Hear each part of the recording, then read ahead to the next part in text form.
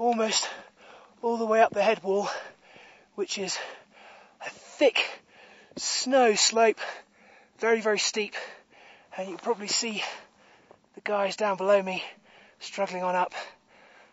Not so far away, Rose above me, and he's very, very nearly gone over the top.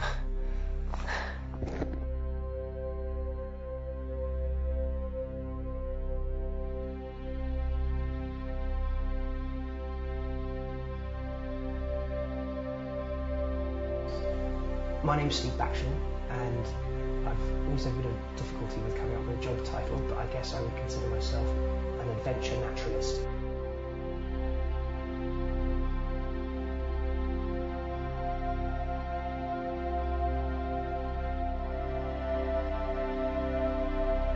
To my mind, probably the most exciting place in the whole world is the Himalaya.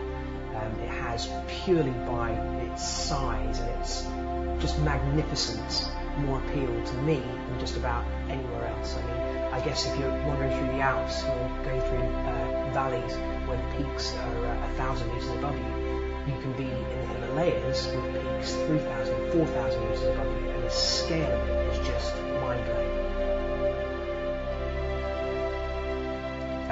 One particular peak that I attempted a few years ago was called Cholatse, which is in the Khumbu region of the Himalaya, very, very close to Everest. In fact, for a good amount of the climb, Everest and the surrounding mountains are just laid out there in front of you. But Cholatse itself is, in some levels, a more severe task than even Everest. Not because of its altitude, but because of the objective dangers of the mountain itself. The ice fall that leads up to Cholatse is every bit as severe as on Everest. And of course, one thing you have that's against you the entire time is that you are the only people on that mountain. You know, the four of us that climbed there, four of my friends, we went up and attempted this mountain, and nobody else was anywhere near that mountain for at least that season. And as far as we know, a couple of years either side. So when you get there, when you get up to base camp, you are completely on your own. There is no way anybody's ever getting in there to effect a rescue if anything goes wrong. You are totally at the wits of yourself and your companions. And for me, that's one of the things that mountaineering is really about. It's not about climbing a mountain where you're surrounded by hundreds of other people. It's about the solitude of the wilderness of the mountains. And I guess that's something that we really experienced on Cholatse.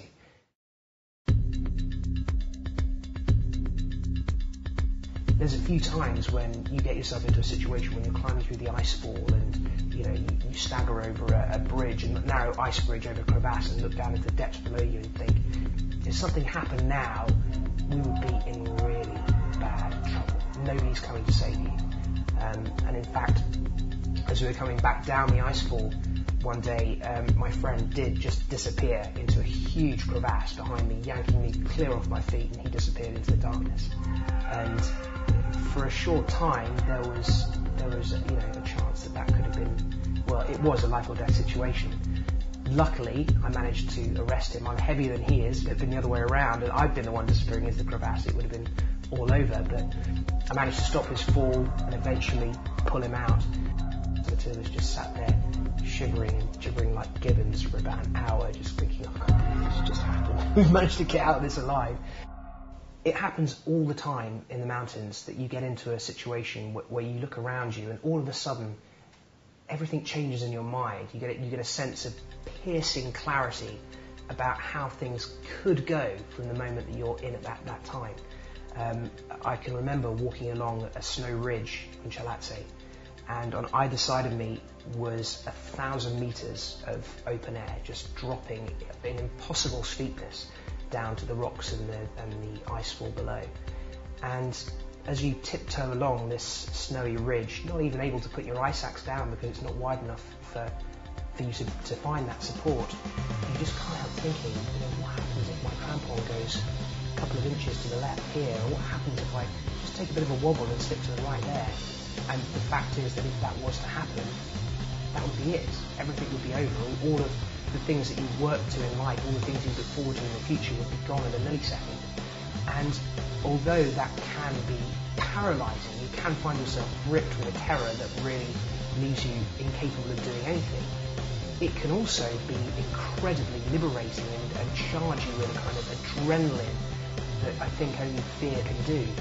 And that's one of the things that I think keeps people coming back to mountaineering. It's that sense, I guess, of hyper life, the sense of everything all of a sudden attaining a kind of element of super real. You look around you, you look at the environment, you see beauty that you can't possibly ever put into words or capture on camera. You can only experience it through your mind. You know, it's just so sublime. And there are elements of that in mountaineering every single day which make me think normal life is worth nothing next to this.